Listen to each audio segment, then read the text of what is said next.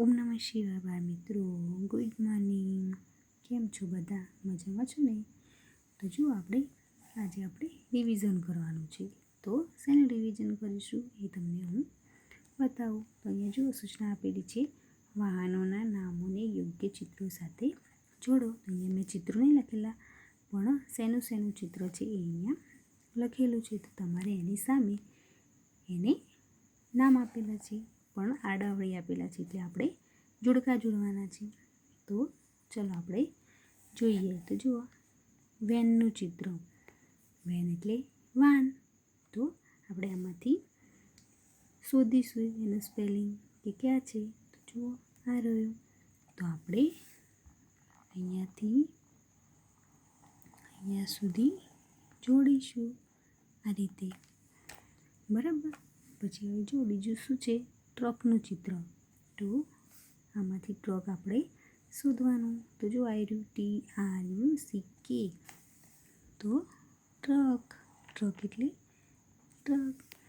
પછી રિક્ષાનું ચિત્ર.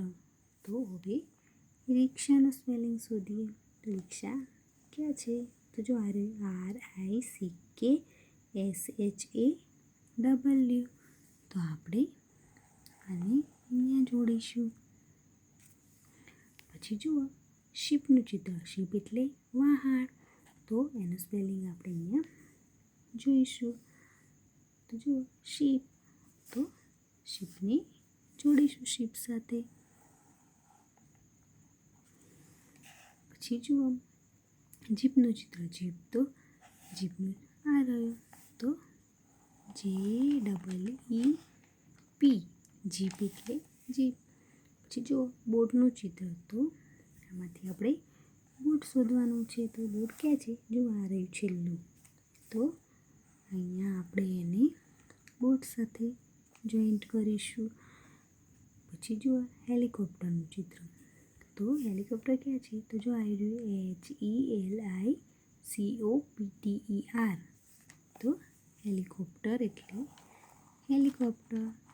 હવે એરપ્લેન એટલે હવાઈ જહાજ, જે આકાશમાં ઉડે છે. તમે રોજ જુઓ છો ને વિમાન, એ. તો એરપ્લેન. તો AIRPLANE. એરપ્લેન એટલે એરપ્લેન.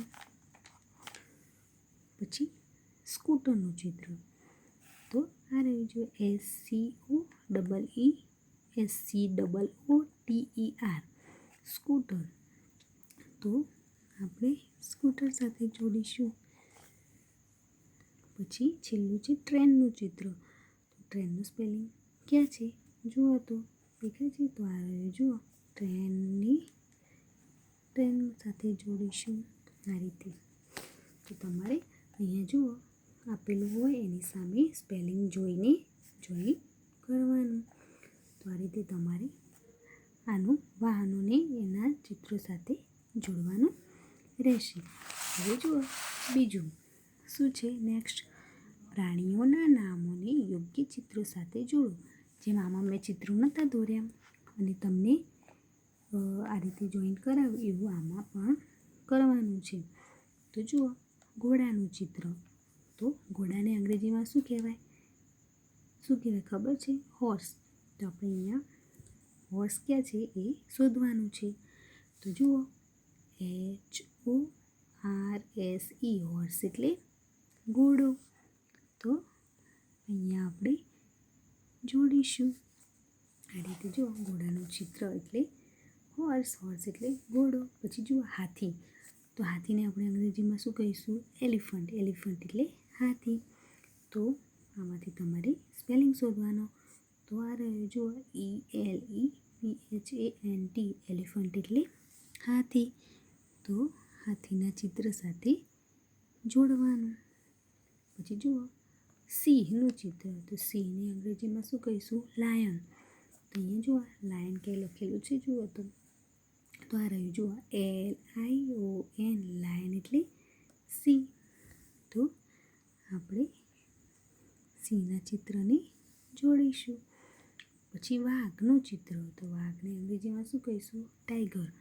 તો આમાં જુઓ, ટાઈગર તમને ક્યાં દેખાય છે? તો આ રહ્યું જુઓ, TIGER. ટાઈગર એટલે વાઘ. તો વાઘના ચિત્રને આપણે જોડીશું આ રીતે. પછી જુઓ ગધેડાનું ચિત્ર. તો ગધેડાને અંગ્રેજીમાં શું કહેવાય? વિચારો તમે આપણે પક્ષીઓ અને પ્રાણીઓના નામ શીખી ગયા, તો તમને આવડવું જોઈએ.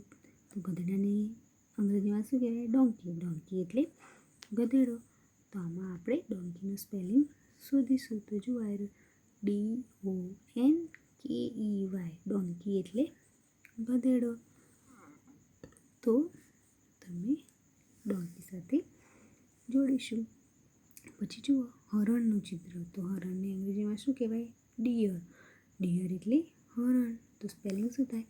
DEER. ડિયર એટલે હરણ. તો આ રીતે આમ જોડીશું. પછી જુઓ વાંદરાનું ચિત્ર. તો વાંદરાને અંગ્રેજીમાં શું કહેવાય? મંકી. મંકી એટલે વાંદરો. તો MONKEY. મંકી એટલે વાંદરો.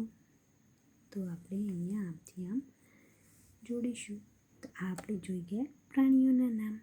હવે જુઓ તો ઘોડાના ચિત્રને ઘોડા સાથે જોડ્યું, હાથીના ચિત્રને હાથી સાથે જોડ્યું. હવે નેક્સ્ટ આપણે શીખીશું. તો નેક્સ્ટ શું છે? જુઓ કે પક્ષીઓના નામોને યોગ્ય ચિત્રો સાથે જોડો. પહેલાં આપણે વાહનોના નામ જોઈ ગયા, પછી પ્રાણીઓના, હવે પક્ષીઓના. તો પોપટનું ચિત્ર. તો પોપટને અંગ્રેજીમાં શું કહેવાય? પેરોટ. તો આમાં જો આપણે પેરોટનું સ્પેલિંગ શોધવાનું. તો આ રહ્યું જુઓ PARROT. પેરોટ એટલે પોપટ. આપણે જોડવાનું આ રીતે. પછી છે મોરનું ચિત્ર. તો મોરને અંગ્રેજીમાં શું કહેવાય? પીકોક. પીકોક એટલે મોર. તો આપણે પીકોકનું સ્પેલિંગ શોધીશું. તો આ રહ્યું જુઓ PEACOCK. પીકોક એટલે શું થાય? મોર. તો આપણે મોર સાથે જોડીશું. ચકલીનું ચિત્ર. ચકલીને અંગ્રેજીમાં શું કહેવાય ખબર છે? સ્પેરો. સ્પેરો એટલે ચકલી.